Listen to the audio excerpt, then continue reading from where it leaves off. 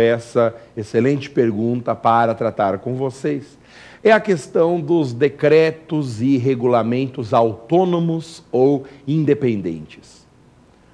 Há uma grande discussão doutrinária no Brasil e também no exterior sobre a admissibilidade desses chamados decretos autônomos ou independentes. Bem, a doutrina basicamente tem identificado dois tipos de decretos ou regulamentos: os chamados decretos executivos e os decretos independentes. Os decretos executivos são os decretos convencionais, aqueles que têm um papel secundário em relação à lei, aqueles cuja única função é criar condições para aplicação de dispositivos legais. São os decretos para dar fiel execução à lei, decretos executivos. No entanto, haveria um segundo tipo de decreto no Brasil, chamado de independente ou autônomo. Alguns autores sempre sustentaram a existência desses decretos autônomos, o que é um tema extremamente controvertido na doutrina. O professor Eli Lopes Meireles, por exemplo, sempre aceitou a existência de decretos autônomos ou independentes. Esses decretos poderiam criar deveres e proibições ao particular sem fundamento direto na lei, especialmente nos casos em que a própria Constituição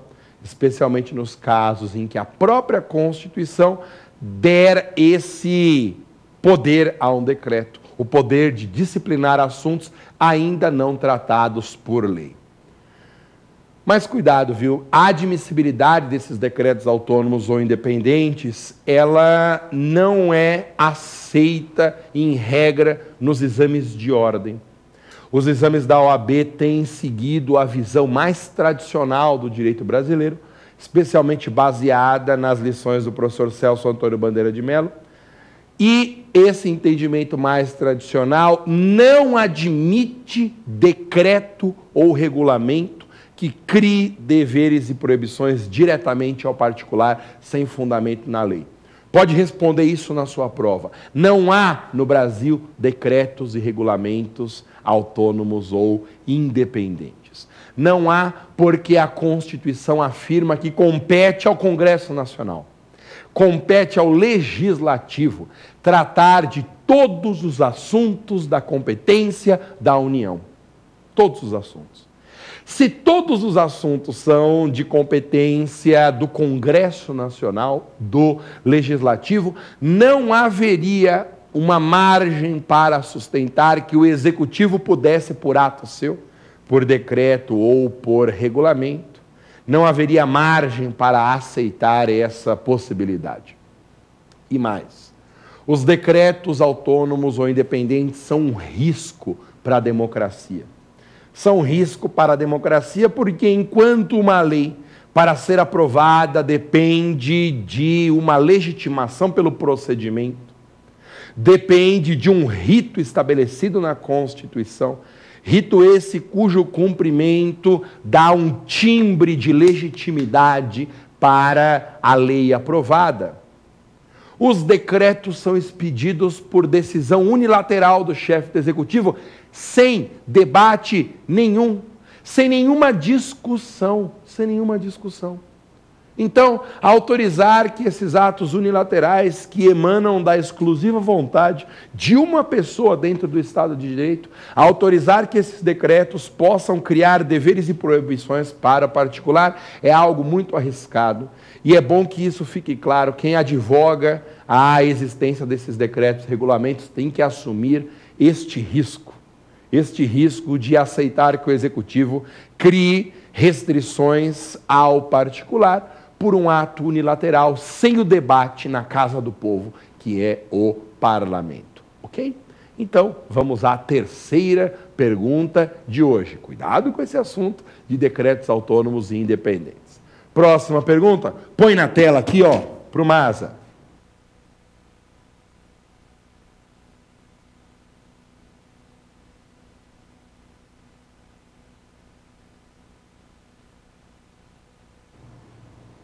Que pergunta bem formulada essa, hein? Sensacional. Existem diferenças, e foi o tema tratado na primeira parte do programa de hoje. Lembra?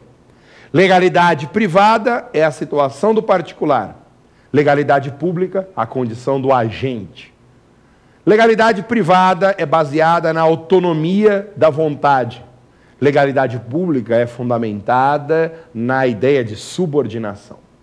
Para a legalidade privada, os particulares podem fazer tudo o que a lei não proíbe. Na legalidade pública, os agentes só podem fazer o que a lei autoriza. Na legalidade privada, as normas permissivas são desnecessárias, porque basta não haver norma para que a conduta já seja autorizada. Na legalidade pública, as normas proibitivas não têm sentido, porque basta que não haja uma regra para a conduta já estar proibida. Na legalidade privada, o silêncio da lei equivale a uma autorização, enquanto que na legalidade pública, o silêncio da lei, a lacuna, a falta de norma sobre um assunto, significa uma proibição de agir. Particulares podem fazer tudo o que a lei não proíbe. Agentes só podem fazer o que a lei autoriza. Em termos práticos, isso significa uma coisa muito simples. Se um particular quiser saber sobre a legalidade de um comportamento que não está expressamente previsto na lei, se ele quiser saber se ele pode fazer algo que a lei simplesmente não menciona, a resposta é sim. Não é preciso que haja uma previsão expressa na lei para que a conduta seja autorizada, porque o silêncio da lei para o particular corresponde a uma autorização. Diferente é a situação do agente público. Se o agente público quer saber a respeito da validade de uma certa conduta, ele tem que achar uma previsão na lei. A lei tem que permitir que o agente público expressamente realize aquele comportamento, porque se a lei não permitir, aliás, se a lei silenciar, não falar nada sobre o assunto, a conduta já está proibida. A conduta já está proibida. Lembra da musiquinha do primeiro bloco? Só se a lei autorizar, pode o agente praticar a conduta. Se a lei silenciar, a conduta está proibida. Então, se a lei não fala nada, o comportamento não pode ser adotado. Se a lei não falar nada, o comportamento não pode ser adotado pelo agente público. Imagine um caso muito simples. O particular procura o seu escritório. Vamos torcer para que você passe nessa próxima prova. Tenho certeza que depois da próxima prova você vai estar com a carteirinha na mão. Aí bate lá um particular na porta do seu escritório, você que se transforma num advogado muito famoso. O particular diz assim: doutor, eu tenho uma dúvida. Será que eu posso oferecer um bem no lugar de uma dívida em dinheiro? Eu tenho uma dívida lá com o meu vizinho e o dinheiro mesmo, assim, para pagar eu não tenho. E eu quero saber se é possível, ao invés de entregar o dinheiro, dar ali um carro que eu possuo para a quitação dessa dívida. Veja, a sua orientação como advogado especializado em direito privado, porque essa condição do particular é uma relação jurídica de direito privado, o seu trabalho como um consultor nessa área será apenas procurar por uma proibição na lei.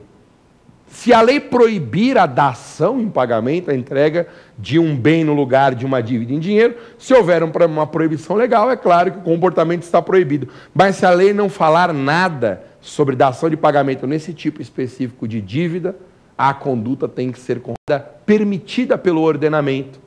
Muito diferente seria a situação se na sua porta batesse lá um servidor público interessado em saber disso. Ele formula uma consulta nos seguintes termos: doutor, eu sou secretário de finanças de um pequeno município, e lá no meu município as pessoas têm muitas dívidas de IPTU, e nós queremos saber se é possível aceitar a dação em pagamento de dívida tributária. Se ao invés de pagar em dinheiro, eu posso aceitar a entrega de um bem pelo contribuinte em dívida. Numa situação como essa, formulando praticamente a mesma pergunta feita pelo particular e cuja resposta